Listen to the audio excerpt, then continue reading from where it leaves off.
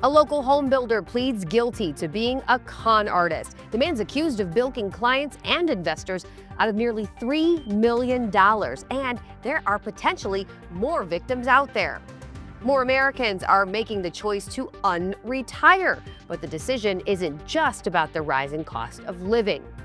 And how does your credit history affect how much you pay for your homeowner's insurance? The industry justifies its risk-based pricing. Those stories and the very latest scam warnings in today's episode of The Watchdog.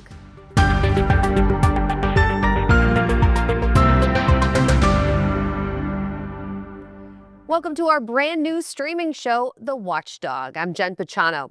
We are launching this show during National Consumer Protection Week, and that's exactly what we intend to do here on this show: protect consumers, share warnings and alerts, and help you save money. Well, there's a local contractor whose clients and investors say he's a con artist. Jeffrey Crawford of Cleveland Custom Homes, who was indicted for two separate schemes totaling nearly $3 million, has now pleaded guilty. Now, dating back to July of 2021, investigators say Crawford duped three customers into building homes worth between $600,000 and $1.3 million. That's $600,000. They say Crawford forged home loan documents to banks fraudulently, claiming that progress was being made on the initial build-out and that contractors were paid, thus releasing money for the next phase to Crawford. Prosecutors say Crawford used those funds meant for the next portion of the build for work on other projects or personal expenditures.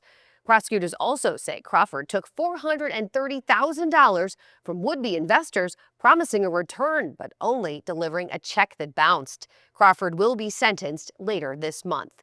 Now, the county prosecutor thinks there are likely more than these 6 victims out there. If you believe you are one of Crawford's victims, you're asked to call the USSS Money Laundering Task Force. That number is 216-750-2058.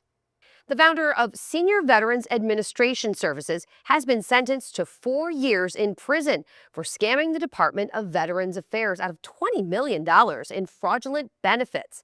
Cuyahoga County Prosecutor Mike O'Malley says 65-year-old Richard Rampala preyed on veterans who were simply seeking help. Investigators say his nonprofit, SVAS, would falsify documentation to make the veterans fraudulently eligible for benefits and then send the falsified documents to the Department of Veterans Affairs, which would pay out SVAS. Rampala would either demand direct payment or a large percentage of the benefits before releasing the remainder to veterans. Well, there's a new tool available to help you spot, avoid, and report scams. It's a free resource that our partners at the Cuyahoga County Scam Squad hope you'll use and share to prevent scammers from getting to your hard-earned money. Time and time again, we hear stories of victims being duped by sophisticated scam artists. He didn't have any way to access his money. He needed money. He was helping to feed the orphan kids there, and he needed gift cards. This romance scam victim we profiled last year lost at least $12,000. And he was moving money. I mean, it was so fast, it was like you couldn't keep up with it. She came to 19 News wanting to warn others of the red flags she ignored and hoping to arm other people with a map or a guide to recover should they too get scammed.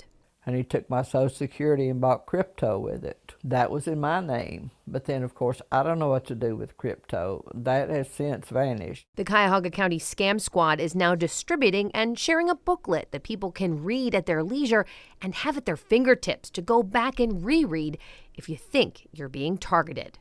It's one thing to hear scam information when you don't actually think you need it or you're not really paying attention. And it's another thing to have information in front of you that will help give you a much deeper understanding. Cheryl Harris with the Cuyahoga County Scam Squad says the guidebook outlines the many layers of a scam and the playbook most scammers operate from, so you can recognize when it's being used against you. Even if it's not that exact scam Sure. that gets funneled to you, I think you'll recognize enough pieces and parts that you'll be able to, as you say, create a barrier so you know you need to stop and step back and then check somewhere else before you take action.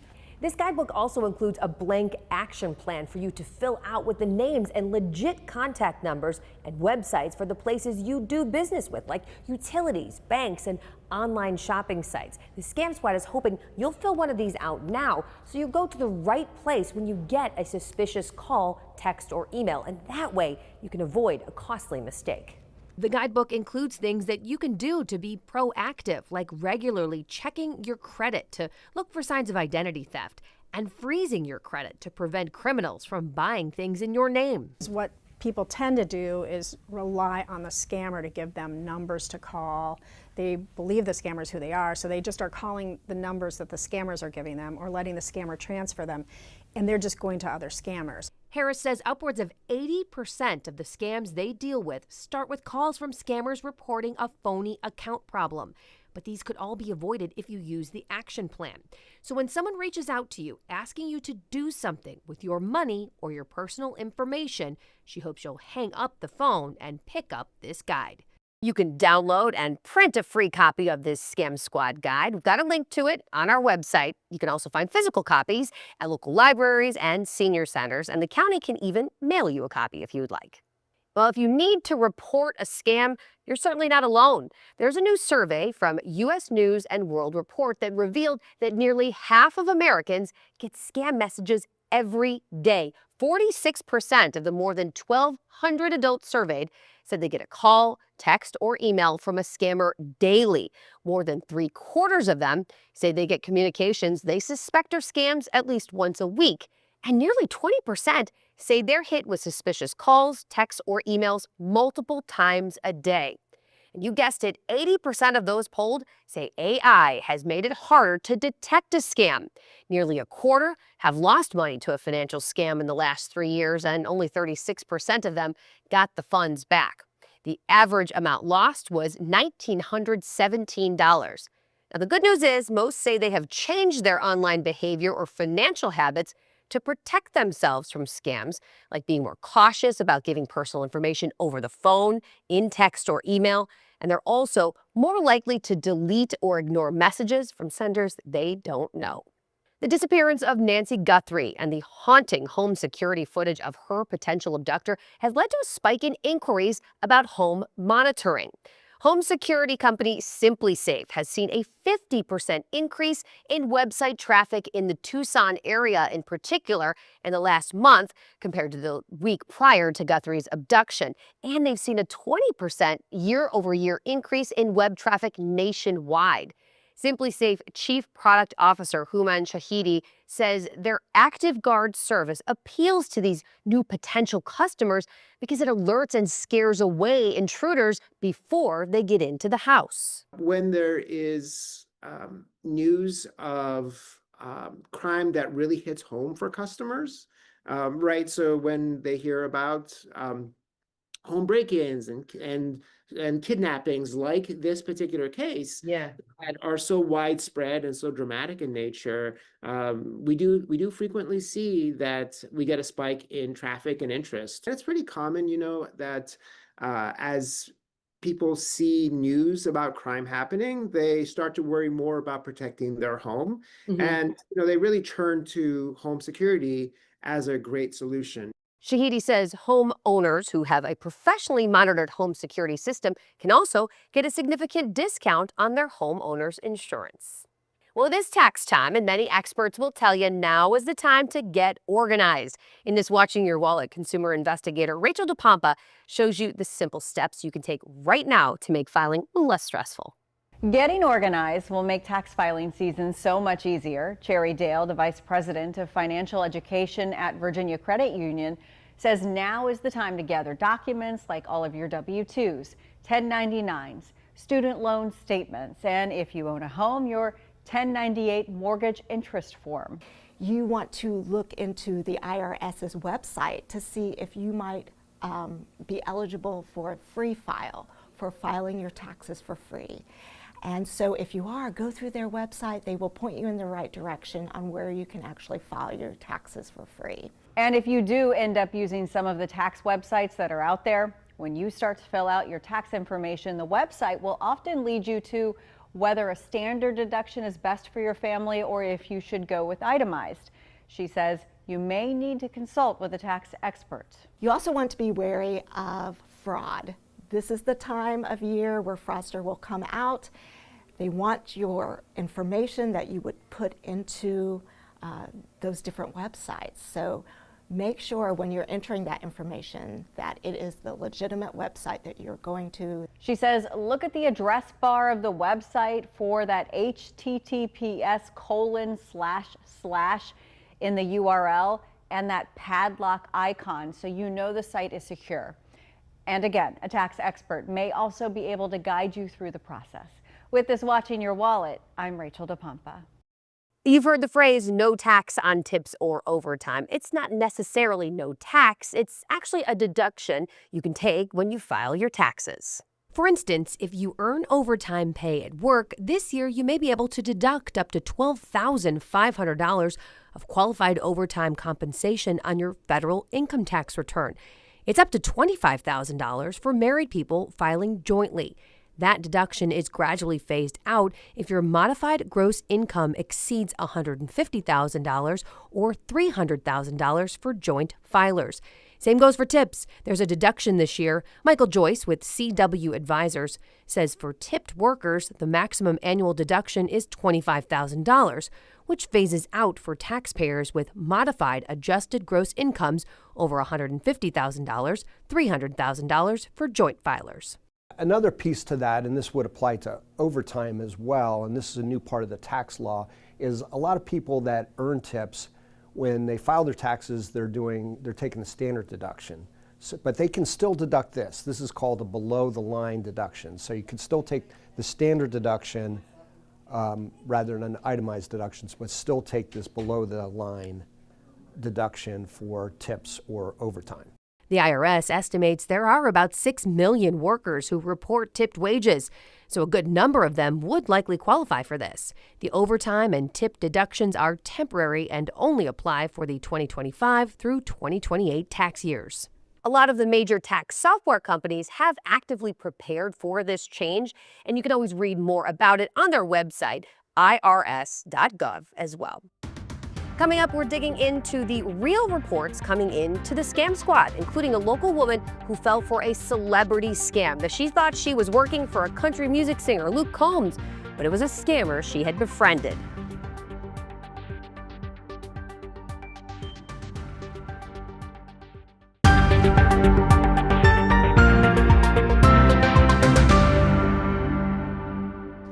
Welcome back to The Watchdog. I'm Jen Pachano. Right now, it's time for the Ask the Scam Squad portion of our show. This is when we bring in a member of the Cuyahoga County Scam Squad to share with us real scams that are coming across their desk from local people. So joining us today is Pamela Anson from the Better Business Bureau. Thank you so much for joining us today. Thank you for having me. All right, so tell me about this celebrity scam that is happening and came in a report to the BBB of Cleveland. Yeah, this is a complicated scam, and it really takes many forms. We had a consumer who was playing an online game, and in this game, she apparently had met Luke Combs, who she started to have a friendship with while they were playing these games online. This famous country singer, Luke Combs, is who Yes. she thinks she's speaking with. Yes. So when she was playing, they really just started to have a relationship over time. And the problem with these celebrity scams is it's usually a long haul scam. So you get to really trust the person that you're talking to online. Yeah. And what happened in terms of what was being asked of her that was the red flags there? So what really happened is he needed help within his business. So she wanted, Luke wanted to send information to her. So he asked for shipping. So she wanted to ship out some of her merchandise. So he was going to send her merchandise in the mail, and then she had to pay like $500 for this package. Okay. And she originally came to us because she filed a complaint against the shipping company because they would not release the products to her without payment. Okay. So she was originally unaware that this was even a scam at the time. She just thought it was a bad shipping company. Yes, Yikes. who wouldn't do that? Right. So he wanted And he kept saying, like, I'll send you this merchandise for you. You just need to pay the money up front. So red flag there is, number one, a relationship with a celebrity that you wouldn't normally encounter. Absolutely. Right. Number two would be a payment up front like that. Yes. You never want to wire or send money to a celebrity that you don't know. And celebrities, they have people to handle a lot of this merchandise for you. And they should have the money where you shouldn't need to pay for this merchandise. Right, right. Is this something you're seeing with different celebrity names being used? Oh, absolutely. I think more than ever now, especially with AI technology, these celebrity kind of scams are happening more and more. Wow, I never thought about that in terms of like deep fakes and things like that. Yeah, and AI, they can have the celebrity, endorse a weight loss drug or merchandise and say that they are a representative of a product that they aren't representing. Yeah, so even if they're not asking for money directly, like in the shipping, you do have to kind of keep an eye out and look with scrutiny anything that you think a celebrity is selling or endorsing, I would think. Absolutely. And we look at our feed all the time and it's just running videos. But just because there's that video running on your For You page, that doesn't mean that's even from the official site of that celebrity. So you really have to do your due diligence and take a look at the site of where it's coming from. All right, so what would you tell somebody, this particular person, like, I don't know, what did you tell her in terms of guidance? We really said, don't send money to someone that you don't know. Unfortunately, this scam did keep going where he said he needed help paying members of his team and that he would send her $5,000. She would keep $200 of it, and then she would then send to his employees the rest of the $5,000. I mean, that's a money mule, isn't it? Essentially. Yeah. Yeah, and what's most likely going to happen is she's going to get that phony check in, then she keeps the $200, that check bounces, and then someone else has the funds needed. Right, on the hook there. On the hook, So then what would you tell anybody who may be either already on the hook or has been fed this, if you will, this kind of thing? What should they do? You want to, if you can. Take a deep breath is always the first step, right? Yes, take a deep breath. And you can file a police report. Reach out to the Federal Trade Commission. The sooner you report money's gone, the more likely that you are to get it back. Yeah. But if you're paying with cash or gift cards, which is a red flag in itself, you might not get your money back. Once that money's gone, it's gone. It's likely gone for sure. All right. Thank you so much, Pamela. Oh, thank you. More and more older Americans are re-entering the workforce, a trend known as unretiring. Now, while reasons vary, including the rising cost of living, some say they just want to make connections and find a sense of purpose again.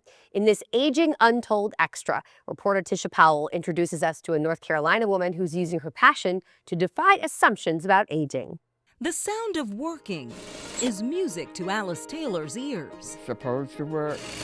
In order to get what you need, you have to work for it. That is the philosophy Taylor lives by. She learned how to use her hands for work when she was a young girl. On this day, she is still using her hands, this time working for Dillard's. Aging Untold expert Amy O'Rourke says Taylor's life as a seamstress resonates with her. One, I love the idea that someone at 85 is a seamstress. My mother was a seamstress.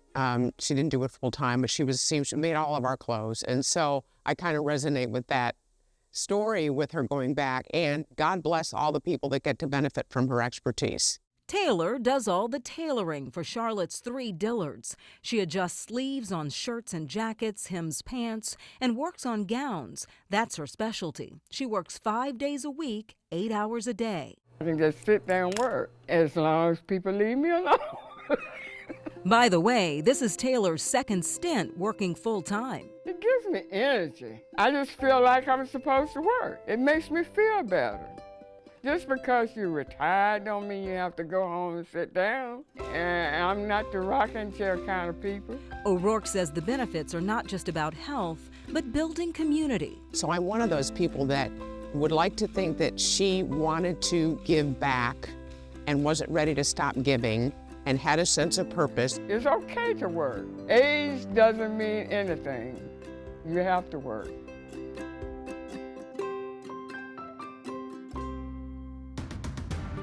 Well, your credit history could affect your homeowner's insurance. Up next, a national report reveals how much more you could pay with a low score.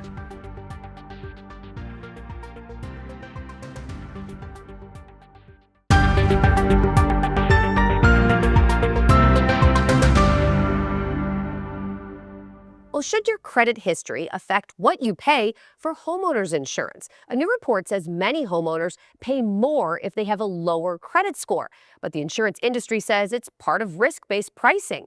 In this Watching Your Wallet, consumer investigator Carice Jackman spoke with both sides.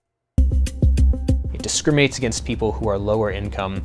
It hikes premiums for no good reason because it's not closely connected to risk, and we're trying to get it banned. Michael DeLong with the Consumer Federation of America says his group has been tracking how credit history is used in homeowners insurance pricing. We've gotten a very steady stream of consumers reaching out to us saying that my homeowner's insurance premium has skyrocketed, what can I do?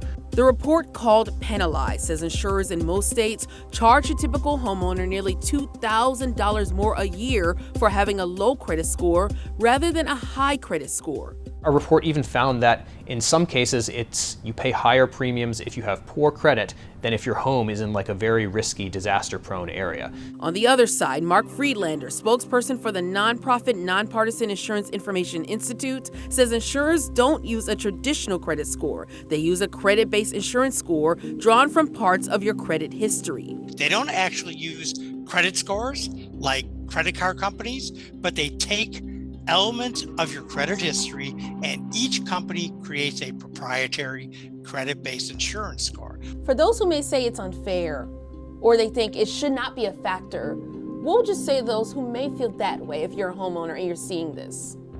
The way we look at it is risk-based pricing of insurance makes sure we have a level playing field so that consumers that have higher insurance scores don't subsidize those that have lower insurance scores.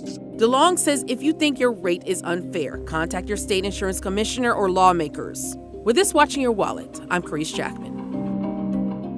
Officials say credit history is just one factor in what you pay for homeowners insurance. Building costs, including materials and local weather risk, can also affect your premium. Well, it's time for this week's Recall Roundup. Nissan recalling more than 642,000 Rogues because of a potential fire hazard. They say the engine bearings in some 2023 to 2025 models could fail, and that could lead to hot oil leaking and causing a fire. A separate defect in 2024 and 2025 models could cause gears to break and cause an accident. Nissan says it will send letters to affected owners late next month. Over 200,000 items of children's sleepwear are being recalled due to a potential burn risk. The Consumer Product Safety Commission said Meijer has issued a recall for select MCS and Lullaby Lane branded one-piece footed sleepwear for babies because they violate the mandatory flammability standard for children's sleepwear.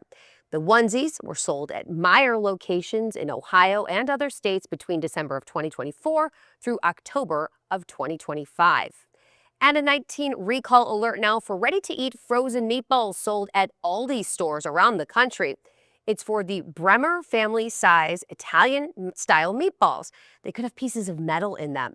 The meatballs have a best-by date of October 30th of this year.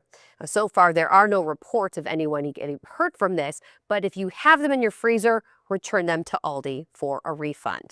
Well, that's it for this first episode of the Watchdog here on 19 News Plus. We're going to continue to bring you the latest scam alerts, fraud reports, recalls, and trending consumer news each Wednesday evening at 6:35 from here on out. If you want to watch previous Scam Squad stories, you can find them on cleveland19.com under the News tab. I'm Jen Pachano. Thank you, everybody, for watching.